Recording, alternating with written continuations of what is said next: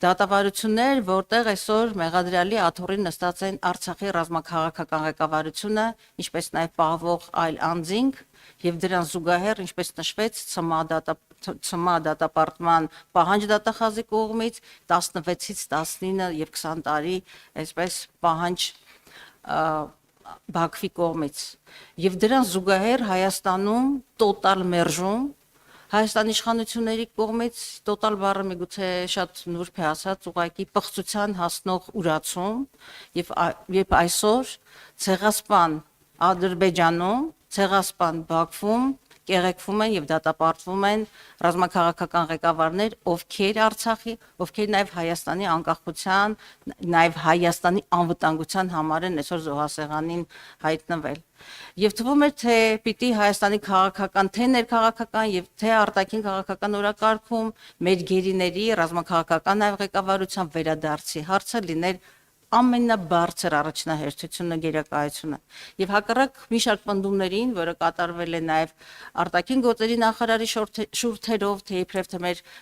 իրենց գերակայությունը եւ բոլոր հնարավոր միջազգային ատյանները օգտագործում են, միջազգային ամբիոնները օգտագործում են այդ հարթակները գերիների վերադարձի առնչությամբ, բայց արդյունքում ունենք 0 արդյունք եւ ավելին քաղաքական մեծամասնության շուրթերով հայտարարություններ են այսպես տարածվում, որ իրենց օրակարգը բոլորովին այլ է եւ մենք նաեւ ապացույցները ունենք, հստակ ապացույցները, այլ վերջերս այստեղ Եվրանես խորհրդարանական վեհաժողովի, ուրեմն վեհաժողովի հերթական աշնանային նստաշրջաններ, որտեղ քաղաքական մեծամասնության падգամավորները պարզապես մերժեցին միանալ ընդդիմադիր падգամավորների նրանց թվում Արթուր Խաչատրյանն, Աննա Գրիգորյանը, Էլինար Վարդանյանը, Հայկ Մամիջանյանը, ուրեմն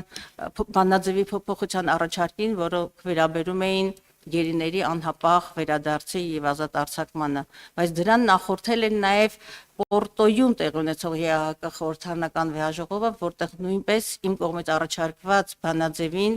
պարզապես չքվեարկեցին, չմիացան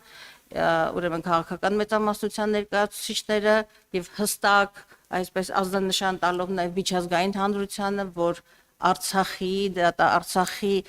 քաղաքական ղեկավարության եւ ընդհանրապես գերեվարված հայ մարդկանց Հայաստանի Հանրապետության քաղաքացիների ճակատագիրը բացարձակապես քաղաքական օրակարգ չէ Հայաստանի համար։